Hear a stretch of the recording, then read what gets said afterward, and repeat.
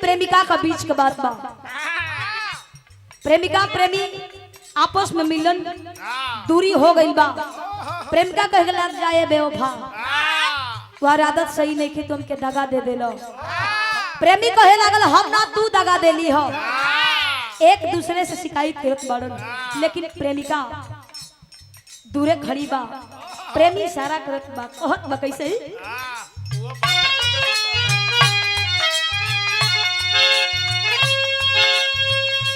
कैलू झूठा वादा गईलू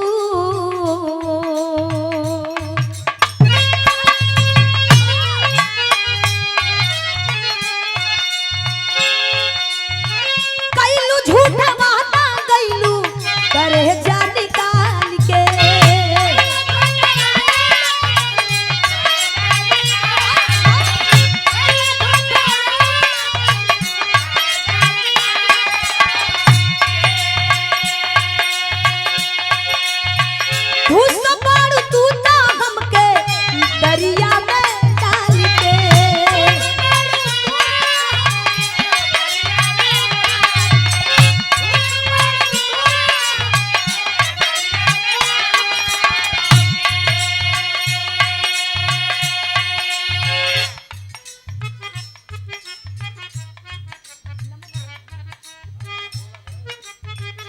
और ये देखें 101 रुपए देकर के अभी अभी सम्मानित किया पूज्य गुरु जी आदरणीय आप श्री भोला तिवारी जी। ये 101 रुपए देकर के सम्मानित किया, चरणों में कोटि कोटि नमन। आप लोगन के नमस्ते प्रणाम बा। कहत बा कैसे कैलू झूठा वादा गईलू करे जा निकाल के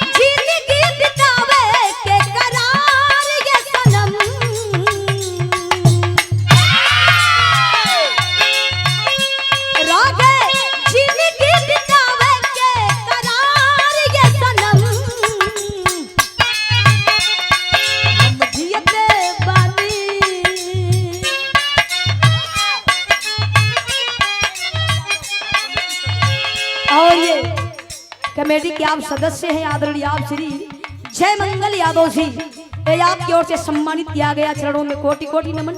आप लोगन के नमस्ते प्रणाम बा।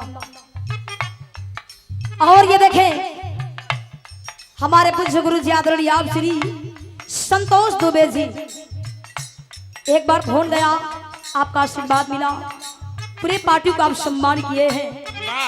ये सुंदर पावन पुरस्कार देकर के सम्मानित किया। चरणों में कोटि कोटि नमन। आप लोगन के नमस्ते प्रणाम बा। कहे कैसे कैलू झूठा वादा गईलू करे जा निकाल के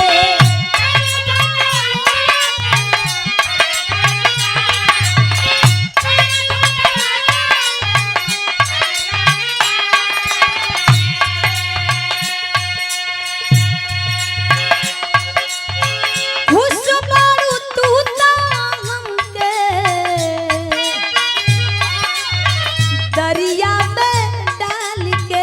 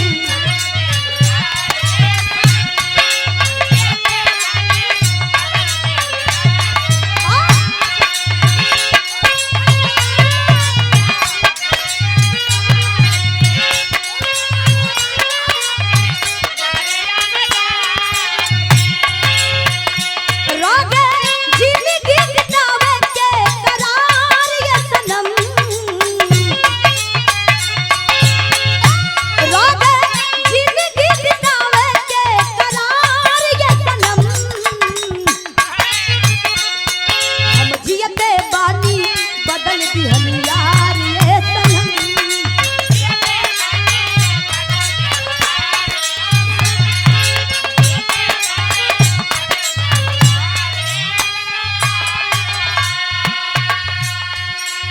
लेकिन ई बिटिया ओ माई के फरियाद करत बा के माई तू चाहे लू गवावेलू ना चाहे लू ना गवावेलू देवी तू दुनिया के मताई बाड़ू जगत जननी बाड़ू हे माई तुहार कृपा बनल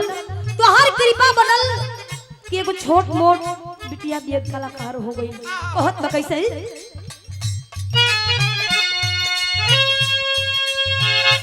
भैया उसको सही कर लीजिए, बार बार वो दिक्कत कर रहा है, उसको सही कर लीजिए आप। बोल नहीं रहा।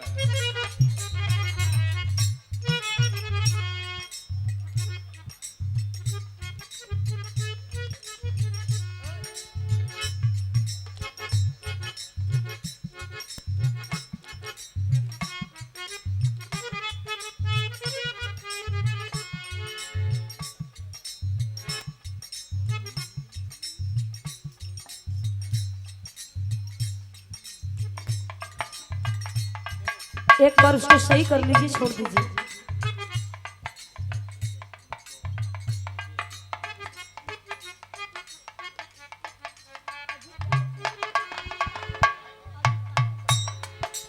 और ये देखें, ये 501 रुपए दे करके अभी अभी सम्मानित किए हैं सम्मानित मुखिया जी आदरणीय अजीत लाल जी ढकेइच के वर्तमान प्रधान जी हैं अजीत मुखिया जी। ये 501 रुपए दे करके सम्मानित किए, चरणों में कोटि कोटि नमन।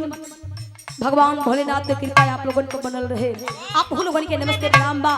कहत बा कैसे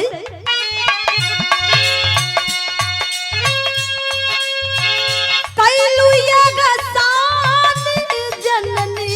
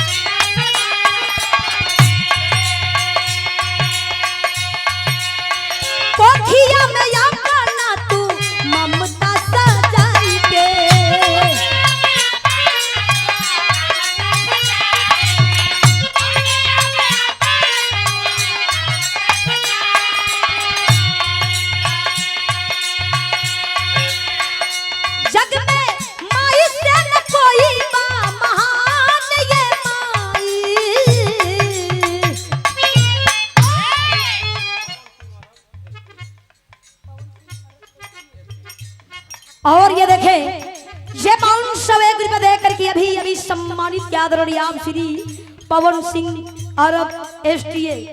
ये 501 रुपए दे करके आशीर्वाद दिए हैं, चरणों में कोटि कोटि नमन। आप लोगों के नमस्ते प्रणाम बा। बिटिया कहत बा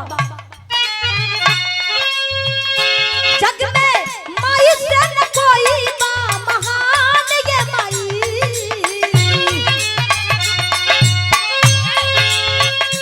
जग में माई से न कोई बा महान ये माई, सजल माई से बा सुनली जहान ये माई, सजल माई से बा।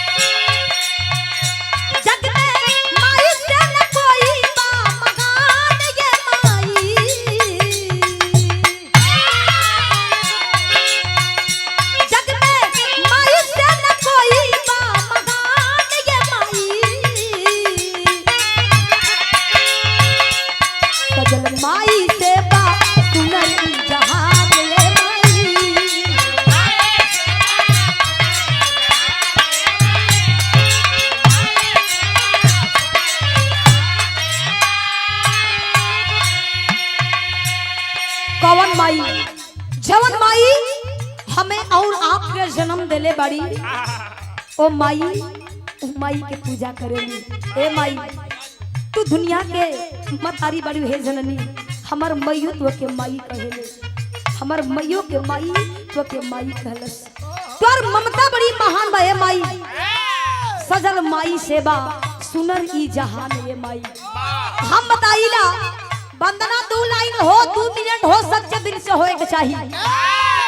जमाना ते इतना एडवांस हो गई बा, कितना पुजारी ऐसन बाड़न, कितना लोग ऐसन बा भैया, इतना लोग बाड़ा अपनी पर मत लिह। इतना लोग बा ये दुनिया में कि एक मुठाई अगरबत्ती जला के मंदिर में लोग जात बा कि हे भगवान भोलेनाथ जी हमार सपना पूरा कर दिया।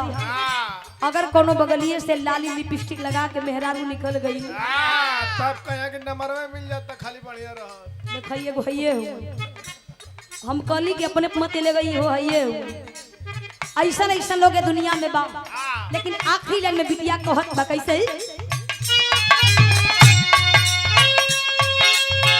गुरु बिहारी रमन कैले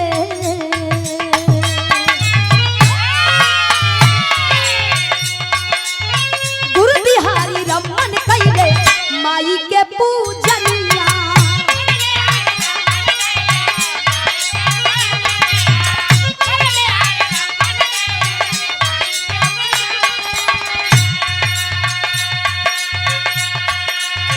कवि रंजन माई के लिखले भजनिया।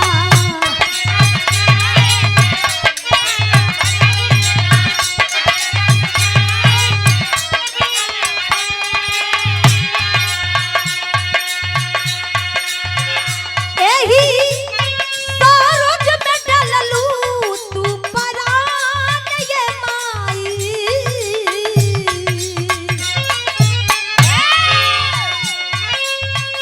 एही सरोज में डललू तू परान ये माई। सजल माई से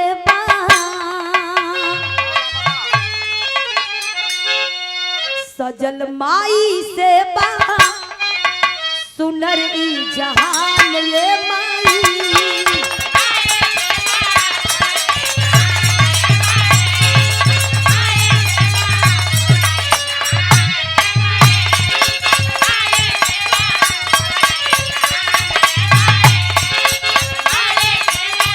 सुनर ई